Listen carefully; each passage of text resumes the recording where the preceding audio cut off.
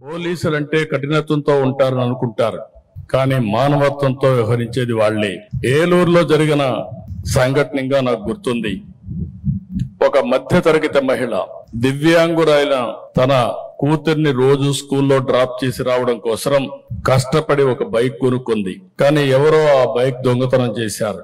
దీంతో బిడ్డను స్కూలుకు పంపలేక ఆ తల్లి ఎంతో ఆవేదన చెందింది. ఏలూరు పోలీసులు కష్టపడి ఆ దొంగను పట్టుకుని బైక్ తిరిగి ఆమెకి ఇచ్చారు. అప్పుడు ఆ తల్లి ఆనందం చూడాలి. అది నిజమైన పోలీస్ అంటే, అదే నిజమైన మానవత్వం. మొన్న విజయవాడలో పేద పిల్లలు చెప్పులు లేకుండా వెళ్తుంటే అక్కడ చూసిన Penamaluru police station head constable Venkataratnam గారు పిల్లలకు అక్కడికక్కడ చెప్పులు కొనిపెట్టి పంపారు. నేను చెప్పేటి మాత్రం కొన్ని ఉదాహరణలే.